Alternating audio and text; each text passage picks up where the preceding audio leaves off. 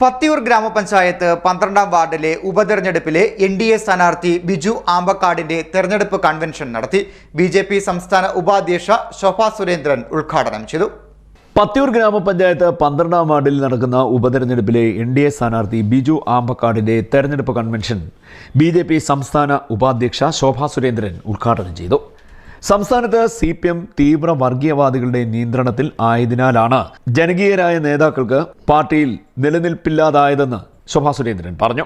കഴിഞ്ഞ 30 വർഷക്കാലം ഭാരതീയ ജനതാ പാർട്ടിക്ക് വേണ്ടി കഠിനമായി പ്രവർത്തിച്ച ഒരു സ്ത്രീ സംഘടനാ വിരുദ്ധ പ്രവർത്തനം നടത്തിയെന്ന് വരുത്തി തീർക്കാൻ വേണ്ടി നിങ്ങൾ പരിശ്രമിക്കുമ്പോ നിങ്ങൾക്കറിയില്ലേ, ഞാൻ പ്രസംഗിച്ചതാണല്ലോ, ഞാൻ പറഞ്ഞിട്ടുണ്ടല്ലോ, ഞാൻ പാലക്കാടിലെ സ്ഥാനാർത്ഥിയാകാൻ വേണ്ടി സ്ഥാനാർത്ഥി മോഹിയായിട്ട് സ്ഥാനാർത്ഥി പട്ടം യാചിച്ചു നടക്കുന്ന ആളല്ല. എനിക്ക് പറയാൻ ആഗ്രഹമുണ്ട്, ആലപ്പുഴ പാർലമെന്റ് തെരഞ്ഞെടുപ്പിൽ പോലും ശോഭാ സുരേന്ദ്രൻ സ്ഥാനാർത്ഥിയാകാൻ ആഗ്രഹിച്ചിരുന്നില്ല. എന്നെ പാർട്ടിയിൽ നിന്ന് ഭാരതീയ ജനതാ പാർട്ടിക്കെതിരെ എന്റെ ഭാഗത്തു നിന്ന് ഒരു ഡയലോഗ് പ്രതീക്ഷിച്ചുകൊണ്ടാണ് നിങ്ങൾ മുന്നോട്ട് പോകുന്നതെങ്കിൽ ഞാൻ ഇവിടുത്തെ പൊതുസമൂഹത്തെ സാക്ഷി നിർത്തിക്കൊണ്ട് പറഞ്ഞിട്ടുണ്ട്, എന്റെ ഒന്നാമത്തെ പ്രയോറിറ്റി ഈ ബിജുവിനെ പോലെയുള്ള ആളുകളെ പഞ്ചായത്ത് തെരഞ്ഞെടുപ്പിൽ കസേരയിൽ ഇരുത്തുക എന്നുള്ളതാണ്. അതാണ് ഒന്നാമത്തെ പ്രയോറിറ്റി. മറ്റെവിടത്തെക്കാളും മതതീവ്രവാദികൾ പാർട്ടി ചുമതലകളിൽ വന്നിരിക്കുന്നത് ആലപ്പുഴ ജില്ലയിലാണ്. ഉപതെരഞ്ഞെടുപ്പിലെ NDAയുടെ വിജയം വരാൻ പോകുന്ന തദ്ദേശ സ്വയംഭരണ തെരഞ്ഞെടുപ്പിന്റെ ചൂണ്ടുപലകയാണെന്നും ശോഭാ സുരേന്ദ്രൻ പറഞ്ഞു. തെരഞ്ഞെടുപ്പ് കമ്മിറ്റി ചെയർമാൻ നാടാലക്കൽ രാജേന്ദ്രൻ അധ്യക്ഷനായി. BDJS സംസ്ഥാന വൈസ് പ്രസിഡന്റ് തമ്പി മേട്ടുതറ മുഖ്യപ്രഭാഷണം നടത്തി.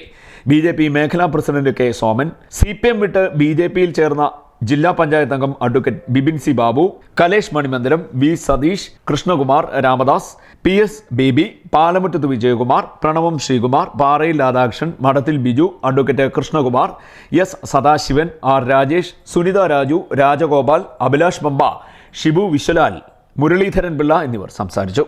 ഈ പത്തിയൂരും കായംകുളത്തും SDPക്കാരെ സംരക്ഷിക്കുന്നത് CPMനുള്ള നേതാക്കന്മാരാണ്.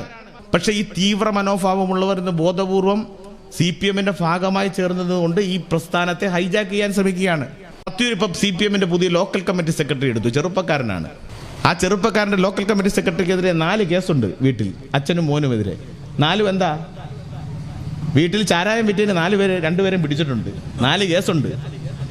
ആ കേസ് ബഹുമാനപ്പെട്ട മാവേലിക്കര കോടതിയിലും 3 എണ്ണവും 1 ഹരിപ്പാട് കോടതിയിലുമാണുള്ളത്. അദ്ദേഹമാണ് ഇന്ന് പാർട്ടിയുടെ പത്തിയൂരെ ലോക്കൽ കമ്മിറ്റി സെക്രട്ടറി.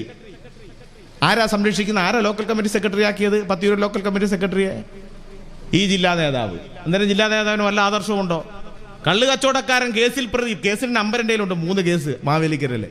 2 ഈ വാർഡിൽ തന്നെയുള്ള ഇപ്പൊ പുതിയതായി ലോക്കൽ കമ്മിറ്റിയിലെടുത്ത, പേര് പറയുന്നില്ല, അദ്ദേഹത്തിന്റെ പ്രധാനപ്പെട്ട ജോലി എന്താ നിങ്ങൾക്ക് എല്ലാവർക്കും അറിയാം, മണൽ മാഫിയ അല്ലേ? ഈ നാട്ടിലെ ഈ പത്തിയൂരെ എല്ലാ വസ്തുക്കളും നികത്തുന്നത് ആ ലോക്കൽ കമ്മിറ്റി മെമ്പറാണ്. CPM മുൻ ബ്രാഞ്ച് സെക്രട്ടറി രാജൻ അടക്കം 5 CPM പ്രവർത്തകരെ ശോഭാ സുരേന്ദ്രൻ ഷാൾ അണിയിച്ച് BJPയിലേക്ക് സ്വീകരിച്ചു. CDNet news, Kayamkulam.